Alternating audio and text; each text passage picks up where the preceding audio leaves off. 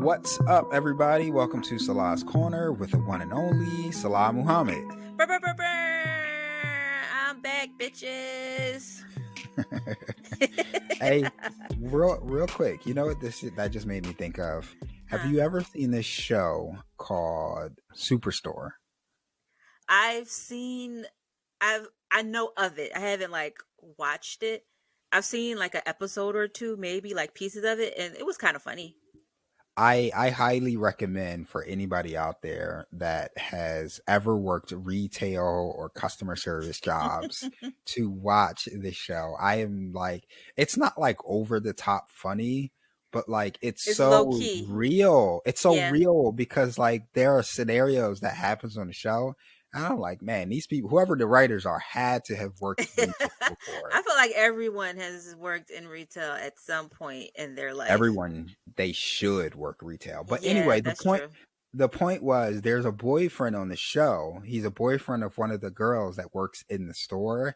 And he's like this white guy that like want to be rapper. And he drops air horns all the time. It just made me think of you. So I might have to. But I'm not the only one though. Like, okay, so Georgia Democrats did a fundraiser. Actually, Hamilton the musical did a fundraiser for Georgia Democrats for the runoffs. And, so I was watching that. And Lin-Manuel Miranda, when he came on, he did the air horn. So, I was pretty hype about that. So it's not just me. To this day, I know we talked about this before, but I still have yet to watch Hamilton. I still think it's overrated musical about white people played by black people. It's really even though I haven't seen it. It's really good. All right, I didn't do this the last time, but again, I'm going to put this in maybe I'll take this video. I'll put it in my stories if people think I should watch Hamilton. I don't know. I just like. It's so good. Like it's really good. It's really good. All right. The music is great. It's awesome. If it's not good, your future brother-in-law is in it. Like, it's amazing. Yeah, okay. I don't know who that is. Daveed Diggs. We've had this conversation. This dude again. We've had this conversation. All right. Well, we'll have to have another conversation if the people that follow me believe I should watch Hamilton. I'm pretty sure that they're going to tell you need to watch it. We'll see. All right. Well, anyway, what's new? What's new with you? It's been some weeks. Yeah. We both stepped away for a little bit because like politics sucks. So, that part. That and like the Georgia runoff election is happening, which we'll talk about a little later. But what's new with you? I put a pause on the book for now. I just have a lot going on. And I just needed to not add that on to the pile of shit that I have to do. So it's just a pause. It's not like I'm stopping. I just paused that for a second. I know we talked about this before. I know we talked about how, we didn't talk about it on the show, but we've talked about how I feel like such a fraud saying this, but I don't enjoy canvassing. Yeah. But I'm going to do it. I'm going to be doing some canvassing. My shop is open. My Etsy shop is open for my soap. So I've been working on that too. So yeah. We're gonna have to drop the link for the folks. I need black people. Y'all need to support black businesses, support black women. Yes. So buy some soaps, wash your ass. Yes, Etsy. Just look up. We'll put the links obviously, but Cleanse Soap Selfcare is the shop. Cleanse Soap Self-Care. Wash your ass, y'all. Please wash your ass with Cleanse Soap Self-Care. I want to start a career in doing like voiceovers for like commercials and like introductions. Like I've always wanted to be like the movie guy. I don't know. Especially after now listening to my voice, listening to the podcasts again after recording them, I hear all kinds of weird shit in my voice. So it's like, I wouldn't want to hear my voice. Everybody says that about themselves. To be fair, I am not saying that because I believe I have a spectacular voice. I too hate my voice. And it was something I had to get used to doing the podcast. I just think that would be a fun job to have. I mean, yeah, that sounds like a pretty cool job. I had like this weird lisp thing going on, You do and like the not have way no it's just risk. the way that like I say my s's and t's, like they aren't like crisp, so it's just weird. I can hear it though. You got that Atlanta Philly The combo, twang. the two piece. Yeah. All What's right. going on with you? Well, let's see. The Georgia runoff election, like I said, so I'm doing some work there. More than likely, literally the day after New Year's, January 2nd, I will most likely be in Georgia. So there's a lot of work happening with that.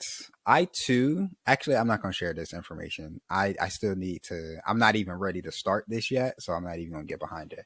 I am doing a holiday events with a community center here. So we're going to give out toys and Christmas gifts and like just little packages for folks in the community. Oh, that's So look out for wonderful. that. We're looking for at least 10 volunteers, but also we're collecting toys, coats, hats, scarves, gloves, anything that like people that were impacted by COVID needs. So I'm working on that. That'll be next week, 2 days before Christmas. Okay. So I'll drop the link for folks in my bio for Instagram and the show for folks to be able to show up and support if they want to. That's really it. I mean, my job extended me through January, so I know I have a job until then at least. Oh, well, that's good.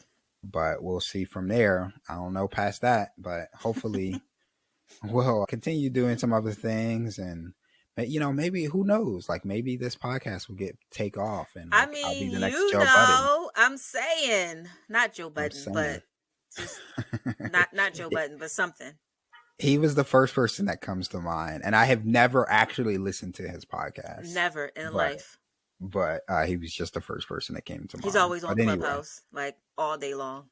listen, if y'all don't know what Clubhouse is, that is something we need to get into. Maybe next episode we'll dive into. Do you Maybe not realize how like many times we say we should do a show that we're going to do a show and like we never do it? It's hilarious it's always because time. it's Never, always stuff like, to talk about. That's why it's just funny. listen. But no, I But really think Clubhouse though, whew, we should do an episode. We won't center it around Clubhouse because that's just chaos. But I think there's a way we can segue that into the conversation about like how just Black social people are media interacting generally, on social media. Yeah, right? because that's a real conversation. But anyway, that's all that's going on with me. Nothing major, but like just a ton of moving parts as usual. But I'm glad to be back doing the podcast because I got Yeah. a lot on my mind. There's a lot been going on. Let's get right into it. First things first, we I thought about it this week, and I think one of the things that happens after the presidential election, people stop paying attention to politics as much. Hmm. So it's not a lot of politics meets pop culture this week. Not a lot happening in that realm. I don't think that is that. I think that the because 45 has basically been held up in the White House, and either that or going golfing, like he hasn't been doing shit that's trash Mm, ass shit. So there's no read that. So celebrities haven't really had a reason to intersect in the way that they were before with politics in that manner, or so I think it's more of there's just not that much going on outwardly for people to attach on to. I mean, there's true, always shit true. going on, but like 45 hasn't been out here in these streets being an ass. So, True. Very, very true. Well, what's happening in let's talk about what's local. What's happening in Georgia? shit, we all know what's happening in Georgia. Runoff, runoff, runoff. Like the that's the biggest thing that's happening in Georgia right now. Like everything else has a back burner than what's happening in Georgia than everything else. Yeah, my job, like I said, I'm going to be headed down there. I talked to a lot of Philly organizations that's headed down to Georgia. And I'm curious, a lot of people, when I was on Clubhouse, the app that we've been talking about, like a lot of people in Georgia and on the ground in Georgia, like that are residents, were like, they said like they were feeling some type of way about all of these people from outside of the state coming in, Yeah. trying to get in on this Yeah, election. What Georgia are your don't thoughts on that? Georgia don't that's not how Georgia works. And I was in a room and I got on the stage with some people from a specific organization, and I wasn't saying anything negative. I just was like, everyone don't flood Georgia. Like if you're going to come, like that's cool. But go through an organization that's already here, that has roots here, and see where they need help, and then, go out from there. Just don't come to the state and just start doing shit. And it got taken completely out of context. Like I was telling people to not come to Georgia and do things. And so I just left the room. But just it is a lot, it's a very robust grassroots infrastructure here. There's a lot of people on the ground that have been doing the work for a very long time. And so I just think that people need not to go to just come here and just start doing shit. Like go to these organizations first and see where they need the manpower, see that where they need support, see where they may be lacking so that you can help them do better, or just bring your message. And but go to these organizations first that are already here. Black Voters Matter, Latasha Brown is based from here, right? And you have Fair Fight Georgia, and then you also have the New Georgia Project. Like there are so many organizations here that you can go to first if you're just going to be like, I'm coming, bitches. Like just come correct. Like just come to the people that know the city first, and then work your way outwards.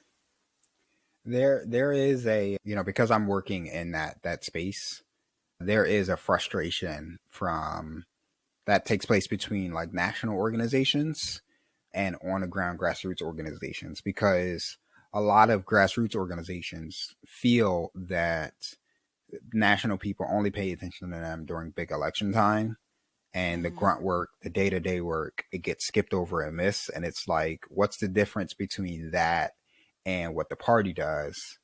Like the Oh, the Democratic party does the Party. same shit too, though, Right. And so like because that. they like a lot of on the ground grassroots organizations feel that way. Like there is no difference between like the national organizations and the party, Mm-mm. even though y'all not necessarily saying the same messaging. The way y'all operate is the same. Y'all only pay attention to us when y'all want our votes, and then y'all dip. Like y'all ain't building community, y'all ain't doing this and that and that and that, and so forth. Yeah, yeah, for sure. I mean, I was a part of the recount. I was a designated observer for the recount, and you got your training through the party or whatever. And the Gwinnett County chair like showed out this year. She's a black woman. Her name is Brianna Keaton. She did an amazing job with, rallying the county, not just black Democrats, but just Democrats in general for Gwinnett County. She did an amazing job, and the national party essentially bought someone in from out of state to oversee the recount in Gwinnett County. Like, why? Mm-hmm. Why? What is the point of that? Like, use the people who are already here that are doing the work and are showing you the results. Use them. Don't just go over their Yeah. heads. Like it's unnecessary. So yeah.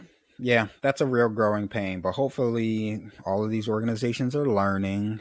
They're building on the ground operations, even in off election years. And, they don't have that problem moving forward. Some aren't, but Yeah, that's par for the course. So true. Very, very true.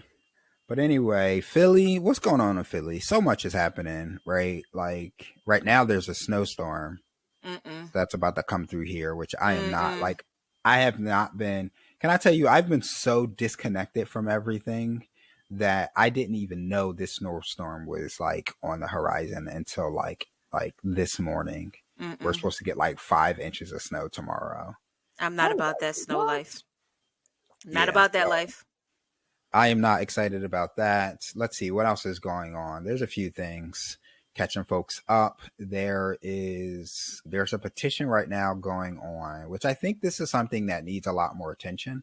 A friend of mine sent it to me who used to work for the Philadelphia Home and School Council. Actually, I'm not sure if she still works there or not. I'll have to find that out for sure. But there's a petition going around asking for the Philadelphia School District to change how they do their curriculum during during the learning, the distance learning while folks are at home, like kids are at home, because there is a high demand on expectation of like, they want the kids to be sitting in front of their computer from 8 to 3 Yeah, that's every tough. day, and only 5-minute breaks between classes. No way. And then, obviously like a lunch break. And so, that's not really working out well. Children aren't going to classes, all of the problems that you would obviously expect from, having kids sit in front of a computer for that long. Shit, it's tough for us adults to do that shit in workplaces. So imagine how kids feel. I got to do that. And let me tell you, the second I be ending my Zoom calls, I be jumping up and just bother everybody that's here. Because like, I need to get up. Like, I'm sitting here all day. It's bad for you, the body. It's terrible on the body. An interesting thing is a friend of mine is a school teacher. He was a guest on this podcast. Shout out to Carlos from We Love Philly. He had a class, that he did later in the evening. I think I started after 5 o'clock. And, all right. So to give you a little context, I actually, was a guest teacher in one of his classrooms recently. He teaches high school students. And I was a guest teacher and taught a class on just doing the interview of a podcast.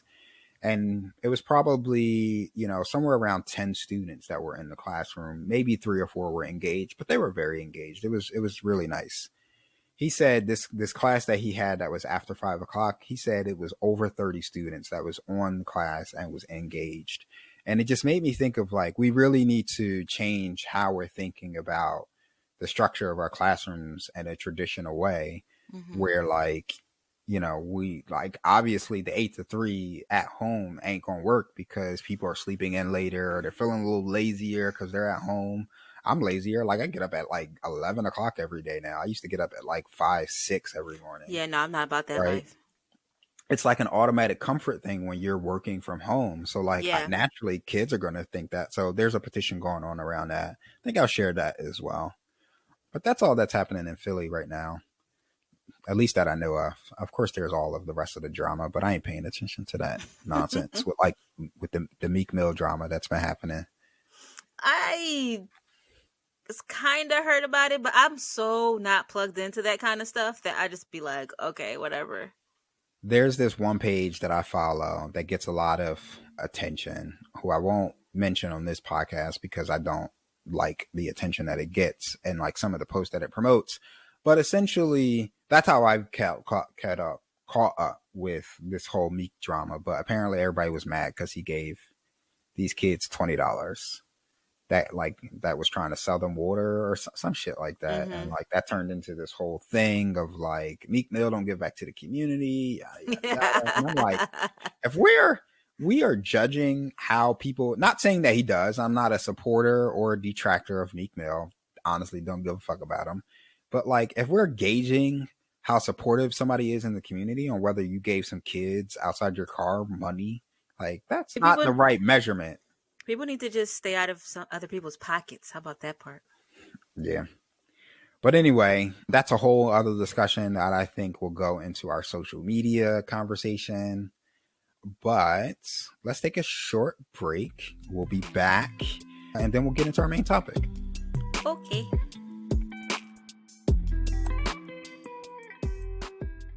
Here at Salah's Corner, I am always looking to connect with new people, hear new perspectives, and share new stories. And right now, I want to hear from you. Email me at realtalk@salahscorner.com and we can get your story featured on our next episode. Random ass question. Do you fold your fitted sheets? Yes. That is bullshit. I do. I fold them all and then I put them inside of one of the pillowcases so that they're all together. But the fitted sheets too? How do you even fold a fitted sheet? It's a whole thing. Like you have to. It's about the right tuck. You got to tuck it. I ain't got time for that. Anybody got time for that? It's so easy. I'm too busy for that. Anyway, let's. I think I'm gonna have that segue back us in automatically. So we back. We back. I want to know. Do y'all fold y'all fitted sheets too? Like, I want to know if y'all like. How do y'all fold y'all fitted sheets? How do you fold a fitted sheet? Like, it's a science. Like, I feel like a lot of people gonna lie and be No, like, "Oh yeah, I fold my fitted sheets. I'm I super good definitely at it." fold my fitted sheets. I I'm do not great believe that. at it. I will I will Instagram make a tutorial, video. I will make a video of me folding my fitted sheet and a send it to TikTok. you just so that you can have it. I don't have TikTok. I don't have it either, but do it anyway. I definitely fold my fitted sheets. And then I have, like, you know how when you buy the comforter set, it comes in the little plastic, the big plastic thing. That's where I store my sheets and I put them under my bed. I have like See, 3 and or 4 like, sets. thank you for even saying that, because like fitted sheets don't even come folded in the pack. Like they come wrapped around that cardboard shit. But it's still folded though. That ain't folded. It is. That don't count. Okay. I'm waiting. All right, listen, you need to post your TikTok tutorial. Yeah. Insta, Instagram reels, whatever it is, of you teaching people how to do this fitted sheet. I want to see it. Anywho. Anywho, all right. So, main topic. Y'all saw the name of the episode, and so this came about because I was listening to a podcast by. Let me go into my intro. I Oh, don't do okay. I'm my sorry. I'm I don't sorry. do my normal intros anymore. I'm sorry. I'm sorry. So I'm sorry. this came about from me listening to an episode of Chris Hayes' podcast. If you don't Which is know who Chris great. Hayes is, It's a it great is very podcast. great. It's a great, very thought-provoking podcast, very intellectual podcast. And Chris Hayes, if you don't know who he is, he's a host on MSNBC. He has a podcast called Why Is This Happening? Feel free to listen to it or don't. I don't really care. He ain't gonna get that much viewers from me anyway, so whatever. But it's a good podcast if you are into intellectual thought a little bit. And he had a guest on the podcast. The episode was called Political Hobbyism, and the guest was Etan Hirsch. And the episode was about a book that he wrote around political hobbyism. And so I like immediately I listened to this episode and I sent it to Farah and I was like, I want to know what you think of it, but like, don't tell me because I want to know on the podcast.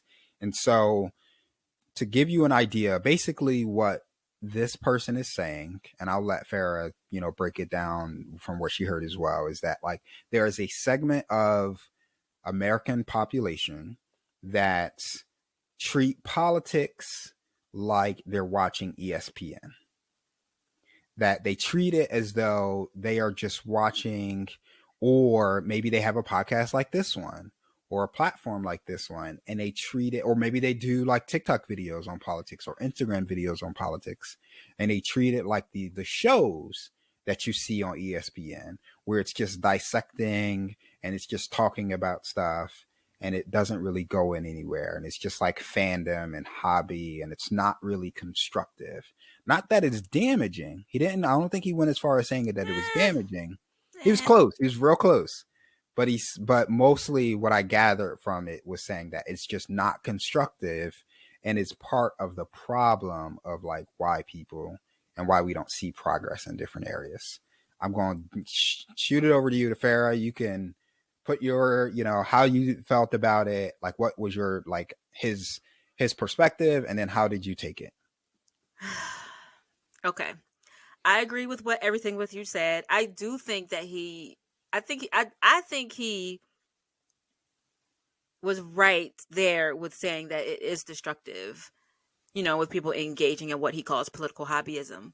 My argument, first off, I found it to be extremely offensive for this white man to be lecturing people on how they engage with politics. Like, who are you to tell me that you view the way I engage with politics as a hobby because I watch cable news, and engage with some people on socials with certain hashtags and shit. Like, you don't know what my day-to-day life is to say that it's just a hobby. I think that is extremely condescending and it's the epitome of white privilege to say something like that, I feel like. Because, like, in my opinion, though it is our job to be informed about the politics around us and informed enough to be able to make sound decisions about the politics that happens around us. It's not our job. This is not our everyday job that we have to go to every day and make these things happen. So to say that someone is engaging in political hobbyism because they don't engage with politics in the way that you see fit, I think is extremely condescending and just sounds about white. I mean, right, excuse me. No, I agree with you, and I think they're, but dissecting his stance on it, because I always try to approach these things from like not necessarily seeing all perspectives or like giving everybody the benefit of the doubt, but like seeing where the criticism actually applies. And so I do think there is a large segment of the population that engages in political hobbyism, that truly treats politics and how they navigate politics and how much they watch and what they are willing to get involved with like a reality TV show. Like they're watching ESPN, like they're only just watching it to root for their team's recaps, go to social media to talk about the other team, and then that's kind of like that's the end of their engagement. You know, I also know, just looking at like voter information, that like those people also don't vote in every election, right? Those people post a lot on social media, but they don't really get engaged and everything. They only vote every 4 years, maybe. They don't vote in like local elections and things like that. And so I think there is a segment of the population that's like that. However, taking it even a step further, I think where the real critique lies is with white people specifically, because I think that black people, none of this is political hobbyism. All of this is like, The fight me for taking our to social, lives. right, and me taking to social media talking about, whatever is happening in the world of politics, whether it be local or national, is a resistance move for black people because of how much we've been oppressed throughout American history. But when white people do it, and it's the only thing that they do, I believe for them it is very much a form of political hobbyism, depending on like what type of actions that you do. And I think that there is a privilege that comes with that, like of being able to just like take the social media, talk about how much you hate Mitch McConnell, yet like none of the policies are impacted by you. It's like, well, what the fuck are you like? What are you doing? Like, what are you doing? What are you saying? Like, what you're doing isn't constructive. You're just adding your voice to the noise and not actually being a part of anything. And so, like, I do think there is a danger of like, especially with, and I think this leads to that some of the conversation around like how we engage on social media too, and a societal issue of like, it's not necessarily the problem with politics, it's more so the problem with our society, and that like everything we do is we take it to social media or we take it to a blog or whatever, instead of actually like looking at the structural change of things. I think that specific critique only applies to white people. It does not Hmm. apply to black people. I think black people I completely is agree with there's that. no such thing as political hobbyism for black people. I think there's political ignorance for black people, for those that, partner and align themselves with like, racists or bigots or make excuses for them. I think there's political ignorance for black people, but political hobbyism, I don't think that exists for black people. I think that is a white person problem that exists and is almost promoted on social media. Yeah, I can agree with that. And that probably is where my problem lies with his thesis, because there are so many reasons why people aren't engaged politically, right? Like it's not just because it's just something that is just, by the wayside and it's just like, oh, let me pick this up and play with it and then I'll put it down. Like there's so many reasons why people aren't engaged. And then for him to say, oh, and then he mentioned some woman, I think she was in New York or something like that. I don't know. She's supposed to have been like this inner, air quotes, inner city woman. They love using that urban inner city shit about how she engaged with she did some shit after school, and like her child is like, she's like a single parent, but she still found a way to do all of these things and be a part of this, run this organization. So like, bro, everybody doesn't have that kind of time. And he Yeah. made the point of like, you can always find the time to do it. No, you don't. You can't always find the time to do it. Most people don't have the luxury of having that kind of free time to take an hour out of their day to read up on the happenings, of City Hall. Like, they don't, not only do they not have the time, when they do have the time, because they've been dealing with all the other shit in their lives, they want that time for themselves.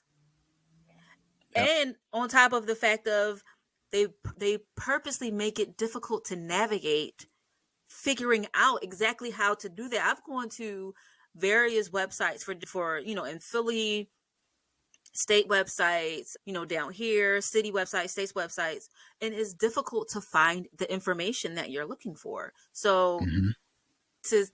to just leave it so blanket like that, I felt like it was extremely ignorant and extremely harmful, because that then detracts people from wanting to be engaged, because then it's going to be like, oh well, that just makes me a hobbyist then, so I don't know what I'm talking about, so I'm just going to stay. Like, no, no, no, no, don't do that.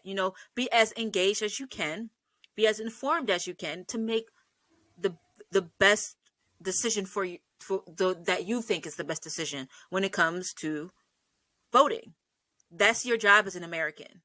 It's not your, all this other shit is because they haven't been doing their jobs.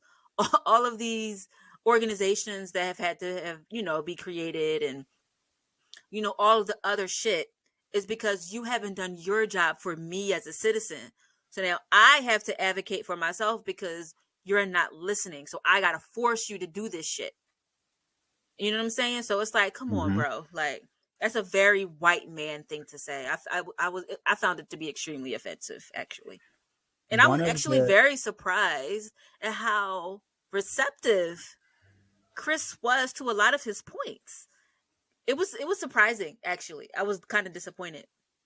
Well, I think that part of how reporters and journalists cover some of these interviews sometimes isn't always about like knocking down everything that the person says. I Yeah. think part of it, I think part of it should have been a challenge of like, well, black people don't have that luxury of just being like, this isn't political hobbyism for them, right? A post on social media in support of Black Lives Matter, or, not supporting a particular law that needs to get passed in Philly, or, just talking about whatever political issue, that's not political hobbyism, right? Because like we know that on a social media space, that black people are also targeted and segregated and isolated into hubs and little pockets and not given the same kind of platforms, right? So like Mm-hmm. that's not a form of political hobbyism for black people. And like I wish Chris Hayes would have pushed on that more.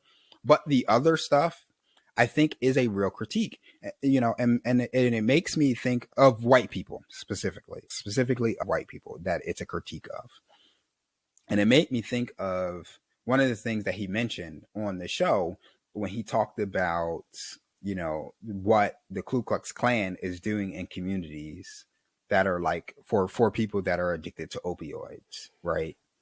Like they are creating this sense of community around people where no one else is creating a sense of community around, right? And I don't that obviously for black people that exists, right? Like black people have been doing that, but I think that is a very hard lesson for white people of like, y'all don't do that type of work all the time.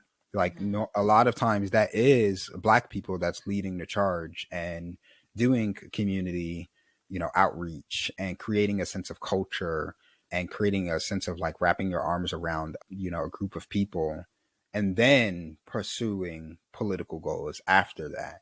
And, one of the things that he mentioned was like churches is normally that place, but like because there's a decline in church attendance, you're also seeing a decline and political activism in the same type of way. And again, like all of this, I fully and wholeheartedly believe is should have been on the show a strong critique for white people, but it's also, I think, something worth pursuing because in that same context, right? Like, we also know that black people are going to church less too. And so when even though, I don't believe that black people can and should never be considered political hobbyists, there is a critique, I believe, of black people and how we navigate politics and how we get engaged, because there is a huge segment of like black population, and it's more prevalent now with younger black people. That's like, and we're seeing it with COVID. It's not happening to me, so it's not a big deal, right? Like, I don't know anybody that's got it, so it's not a big deal. Mm-hmm. And it's like, because there is that lack of community that's not there, and it's not wrapping their arms around it, and like, because there's not like an issue that you're plagued with, like, it's no longer that introduction into politics and engagement in a way that it used to be back in the day. So yeah, like, and I think that's why I found it to be offensive, because it's like, black people, it's like they don't want us to do shit. And then when we do shit, oh, now you're a political hobbyist because, you don't every day take an hour of your day and sit down and do this. Like, bro, like, who are you to tell me? And I just say this generally speaking too. Like, I completely agree with your critique of it, but I still feel like, generally speaking, like, who are you to tell me how I can engage with politics? Who are you to tell me how it's okay for me to engage with politics? White people love to, espouse this, the freedoms that we all have, and, I have the right to do this and that and the third. And then when I do things my way, oh no, that's not good enough. You're not doing it right. It's like, who the fuck do you think you are that you can tell me how I can engage with politics? And the way that, like, who the fuck are you? Who are you? If you're not doing it in the way that is appeasing to white people, they try to knock you down and tell you that you're not worthy. And it's fucking tiring. So let me ask you a question. What is, in American politics, what, not specifically for, not like black people, what's the problem for black people, or what's the problem for, what is the biggest problem with American politics that you think right now? The biggest problem is the lack of transparency for people. Like, they don't know, because they've taken civics out of school, so they don't really know how to engage. It's the knowledge of how to engage and what the process is. Because even if people weren't extremely engaged in, political organizations in their communities and all of these things, if they knew how the system worked and have a vague idea of, the policies or, the things that they need in their communities, they, being involved in that manner and knowing what they are, and voting when it's time, like, I don't like how he did that, so I'm going to vote him out. Or, I like how he did this, so I'm going to keep him in, he or she. That is enough. That's enough. I don't have to be a part of the NAACP and the Georgia Democrats and, whatever other acronym that's out there, right? Like, I just have to be informed of what's going on in my community and around the world, see what my representatives are doing in their respective houses. If I agree with it, great, vote them back in. And if I don't, great, vote them out. That is my job. That's it. That's my job as a citizen. Now, if I want to be a part of all of these other political organizations, that's great too. Like, great. But if you don't, that's fine. But my job as a person, as an American citizen, is to simply vote you in and out of office. That is it. Be aware of what's going on in my community, engage where I can, know the issues, and either vote a representative in or out of their respective seats. That is my job. I think for me, I think the biggest problem with American politics is, like, I was sitting here thinking about that as you were talking. And I think it's, taking the topic of this, like, of that podcast, political hobbyism. I think the biggest problem is political hobbyism, but for white people. I can agree with that. I Because see where you're coming from.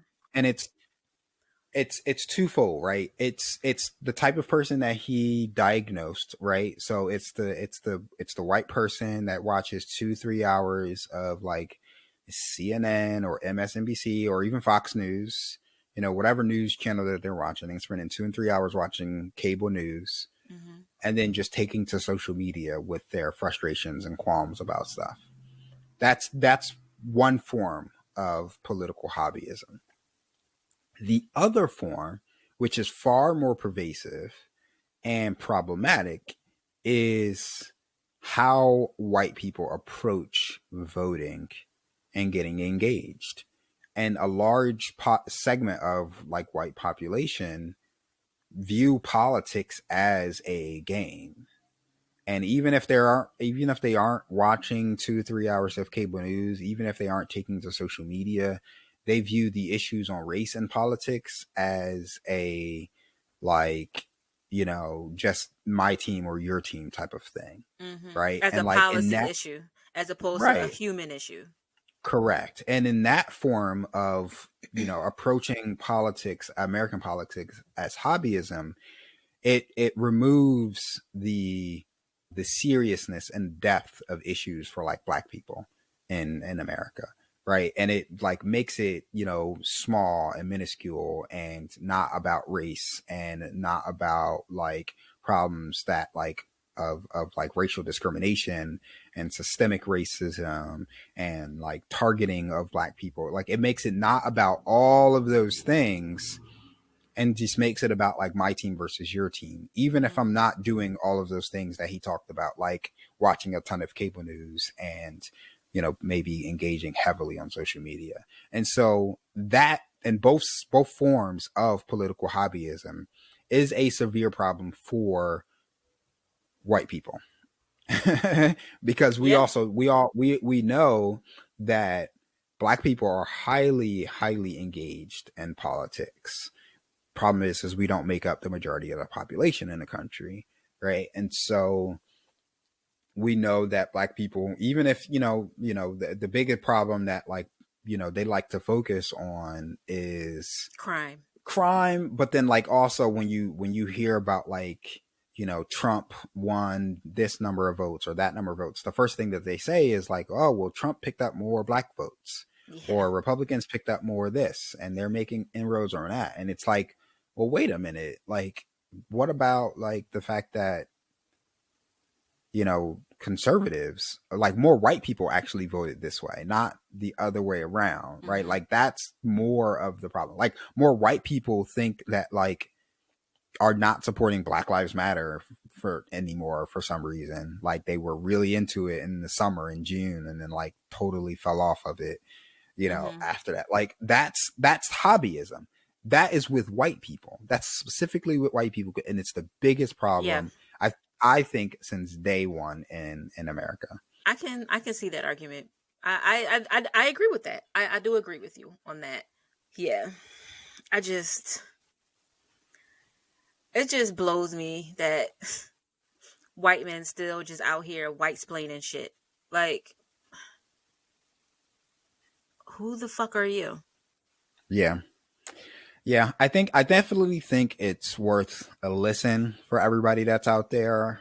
More than anything, maybe you'll have a stronger critique than we do of, like, how white people approach politics in America, and how white people approach talking to other people about politics, which is also a problem in America. But But the other problem of like how we engage politically online, I think is something that we can pursue on our next episode.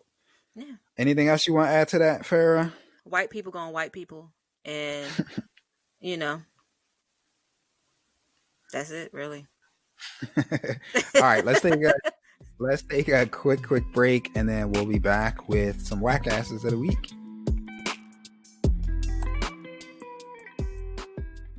All right, welcome back with our whack asses of the week. Farah was just mentioning how like it's not that she doesn't like white people, it's just that like they do a lot of trash shit, which I agree with. It's not, However, it's very easy to not be trash. I also am of the belief that you are likely racist until you prove otherwise. I agree with you. I feel like, and this, I internally feel bad, but then at the same time, on like at the, and it's within a split second, I'm like, but no, like every white person I see, I feel like they voted for Trump until you can prove to me that you didn't, or until you say something to me that proves that you didn't. Like I feel that internally, and initially I'm like, oh, I shouldn't feel that way, but then I'm like, no, like I can't trust you. So it's like I mean, I really do feel that every time I see a white person, I'm like, yeah, they voted for Trump. it's something like one in four white people voted for Trump. Like that's not like, or one in four people just in general. I think something like that. It's a high number. So like, I'm a big proponent of if you ain't black, you racist until you prove me wrong, and Yeah. that applies not just to white people. No, it does not. Yes, I completely agree with that. All right, whack asses of the week. I ain't prepared, so who you got? Okay, so I wasn't prepared, but I was thinking about it, and so I knew this yesterday that this is what I was going to do. But my whack ass of the week are the three judges that ruled in Trump's favor to overturn the Wisconsin election. There was three Wisconsin Supreme Court judges that ruled in his favor that wanted to overturn the election. It won by a 4-3 votes. One conservative judge did side with the liberal justice. I hate even saying that. They sided with the liberal justices on the court. I was trying to figure out exactly who they were, but it's difficult to find them because they don't run under party. They run as nonpartisan. So I couldn't figure out which ones it was. I'm sure it's out there. So if anyone finds it, holla at me on Twitter. Let me know if that's what it was. It's Farah_Gamo. Like Ferragamo the clothes. But yeah, 4-3 to overturn the election. Like, who are those three judges? Like that's some trash ass shit. Like, he lost. Get the fuck over it. Yeah. He lost. So they're my whack asses of the week. I just that easily, because there are so many whack asses out there. I was able to find my whack ass of the week. And so mine is Pennsylvania Republicans. What they do? They are actively trying to go back and restrict mail-in voting in Pennsylvania. So for all of you who don't know or do know, Act 77, was signed into law a few years ago by Tom Wolf, and it essentially allowed mail-in. This was before the coronavirus, right? Mm-hmm. Like, so it allowed for mail-in ballot for anybody and anybody who wants one, everybody and anybody who wanted to apply and get a mail-in ballot and send it in.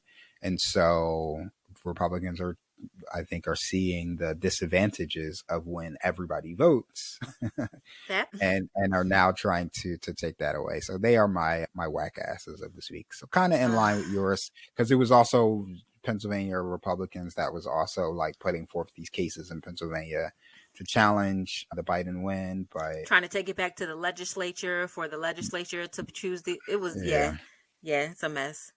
So I told you, white folks going white folks, white people going white people. They gonna do what they do.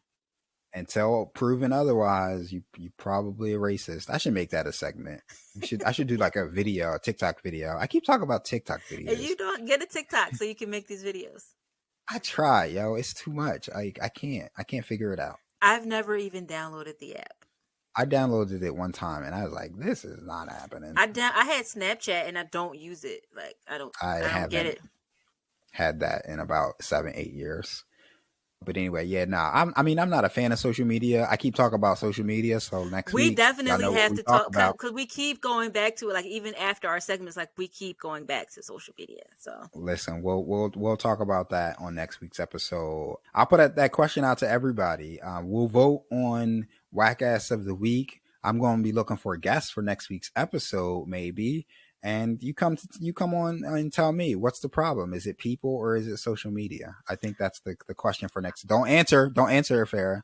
That's going to be the I question for wasn't going next to week's say that. episode. I was just going to say I think that's going to be it'd be great to bring in other people's thought processes. You know, we bounce shit off of each other, but it's great to, you know, widen the spectrum of our conversation.